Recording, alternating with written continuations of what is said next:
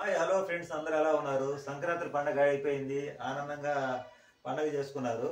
కానీ ఇక్కడ ఏంటంటే మనం మగవాళ్ళందరూ కూడా సంక్రాంతి పండగకి చాలా వరకు ఏం చేస్తుంటారు, బయట క్రికెట్ మ్యాచ్లకి లేకపోతే కబడ్డీ పోటీలకి సినిమాలకి ఇలా 3 రోజులు వాళ్ళైతే ఎంజాయ్ చేస్తారు. వాళ్ళు చుట్టుపక్కల అందరూ వస్తారు, బాగా కబుర్లు చెప్పుకుంటారు. అందరూ సాయంత్రం పూట సినిమాలకి, మధ్యాహ్నం పూట సినిమాలకి, ఇటు సినిమాలకు పోయి కాలక్షేపంగా అన్ని కబుర్లు చెప్పుకుని ఎంజాయ్ చేస్తుంటారు. పిల్లలు ఆడుకుంటారు, కావాల్సిన కొత్త బట్టలు వేసుకుంటారు.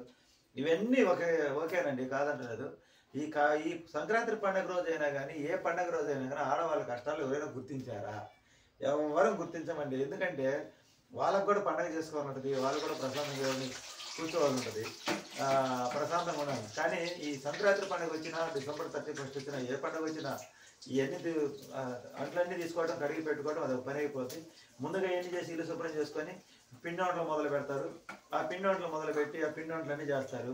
ఇన్ని వంటలు చేసి అలసిపోయి పండుగ రోజు ప్రశాంతంగా ఉంటే మళ్ళీ భోగి పండుగ ఉదయాన్నే లేచి భోగి స్నానాలు చేసి అందరికి నీళ్ళు కాబట్టి స్నానాలు చేసి ఇంటి ముందు ముగ్గులేసి వ్యవహారం చేయాలి. చిన్న చిన్న ఇళ్ళల్లో ఉండే వాళ్ళకైతే సింపులే, కానీ చిన్న చిన్న ఇళ్ళ సంగతి కాదు. పెద్ద పెద్ద ఇళ్ళు అంటే కొంచెం డబ్బు పొజిషన్, ఇల్లు బాగా కట్టుకొని, అంటే మిడిల్ క్లాస్లో అప్పర్ మిడిల్ క్లాస్ అంటే కొంచెం షాపులు గోపులు ఉంటాయి. మనం అంటే లోయర్ మిడిల్ క్లాస్, 2 భాగాలు, మిడిల్ క్లాస్, లోయర్, అప్పర్, మధ్య రకం 3 భాగాలు విధిస్తే అప్పర్లో ఉండే అంటే వాళ్ళకి బాగా ఇల్లు కట్టుకుంటారు, బాగానే ఉంటాయి. కానీ ఆ పని మనుషులు పెట్టుకోరు. ఎందుకులే పని మనిషి అని పెట్టుకోరు. కానీ వాళ్ళకి ఆ పండుగ రోజు చూసారా వాళ్ళ పరిస్థితి? ఈ వంటలన్నీ చేయాలి, ఈ పిల్లలందరూ ఇంట్లో ఉంటే వీళ్ళందరికీ చేసి పెట్టాలి, ఇంకా కొత్త ఇల్లు చుట్టాలు వచ్చే పరిస్థితి ఇంకా దారుణంగా ఉంటుంది. ఇవన్నీ చేయాలి. భోగి రోజు ఇంటి ముందు ముగ్గులు, కళ్యాణం చదువుకోవడం, ఇల్లు శుభ్రం చేసుకోవడం, భోగి రోజు ముందు నుంచే హడావుడి మొదలైంది. అయిపోయింది, భోగి అయిపోయింది. అమ్మాయి అనుకున్నారు సంక్రాంతి పండుగ రోజు మళ్ళీ పొంగల్లో పెట్టుకోవడం, కొత్త బట్టలు వేసుకోవడం, ఇవన్నీ అయిపోతాయి. అదే అయిపోయింది.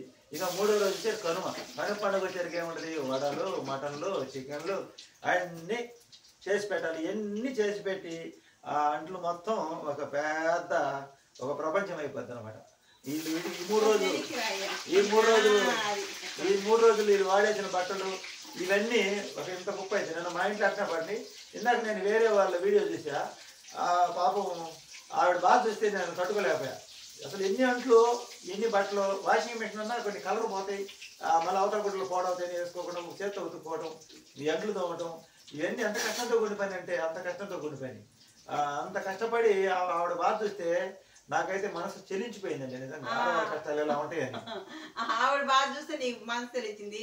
నేను ఇన్ని సంవత్సరాల నుంచి ఇన్ని గంటలు అడుగుతున్నాను, వంట చేస్తున్నాను, బట్టలు ఉతుకుతున్నాను, మరి నా బాధ చూసి నీకు చెల్లించలేదా? అందుకే నేను ఈ పండగకి నేను ఏ పిండి వంట చేపించలేదు. పిండి వంట చేపించానా? నాన్ వెజ్ కూడా మానుకున్నాం. అంతకుముందు నాన్ వెజ్ అంటే నేను మటన్ తింటే నాకు, మామిడి మటన్ తింటే మా అమ్మాయికి చికెన్ కావాలి, 2 రకాలు చేసి పెట్టాలి. నాకు ఫ్రాన్స్ ఇష్టం, 3 రకాలు చేసిన రోజులు కూడా ఉంది.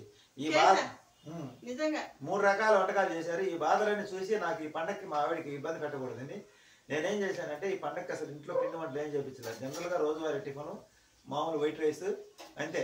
నేను ఎలాగంటే ఇప్పుడు మా వారికి నచ్చింది ఒకటి, మామూలు కూరలు అయినా కానీ మా అబ్బాయి ఒక కూర తినడు. ఇంకా ముగ్గురికి 3 రకాలు చేస్తా నేను. అదేమంటే మా అబ్బాయి వచ్చేది ఎప్పుడో కదా, 1 రోజు 2 రోజులు ఉంటాడు. అందుకని చెప్పేసి మా అబ్బాయికి ఇష్టమైన చేసి పెడతాను. ఎప్పుడన్నా ఒక కూర అనేది తినలే కానీ.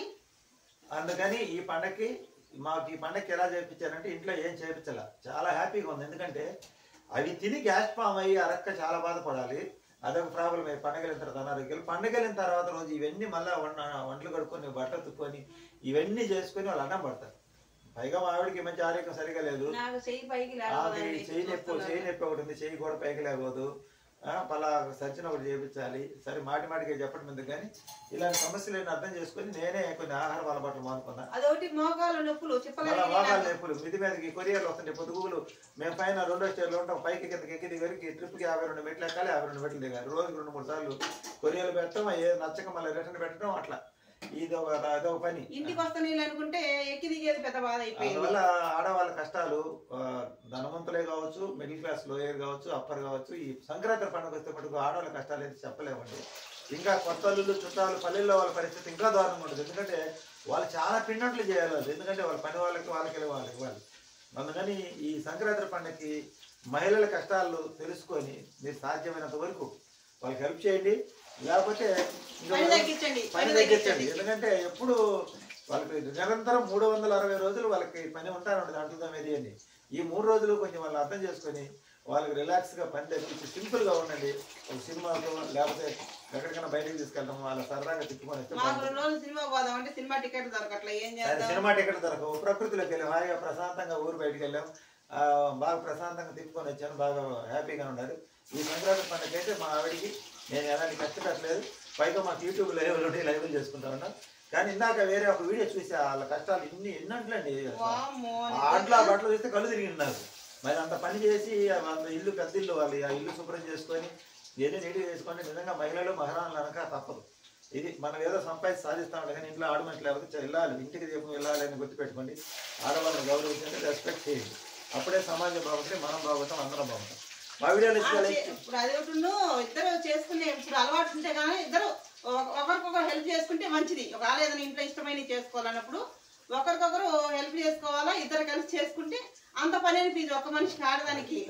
అంటే మనం కూడా అంట్లు తోమితే తప్పు లేదని అంటాను. నా చేత తోమి ఇది మా ఆవిడ తోమినండి, మొదటి నుంచి అలవాట్లేదు. తోమినా తప్పు లేదు, అది ఆడవాళ్ళే చేసే పని అనుకుంటా. భార్యాభర్త కలిసి చేసుకోవాలి, ఎక్కువ మంది జనాలు. మొదటి నుంచి అలవాటు ఉంది కానీ ఇద్దరు కలిసి చేసుకుంటే మంచిది. మా వారికి అలవాట్లేదు కాబట్టి కడుగుతానంటాడు, వద్దు వద్దు అంటాడు. తర్వాత వాళ్ళు అలిసిపోయి పనుకుంటే మళ్ళీ హాస్పిటల్ తీసుకెళ్ళడానికి మనం వేసుకుంటాం. అందుకని అంత పని కాకుండా ఈ పండగకి భారీగా చేసుకోకుండా తప్పనిసరి పరిస్థితి ఎవరైనా మనిషిని పెట్టుకొని చేసుకోవాలి, డబ్బులు ఇచ్చైనా సరే.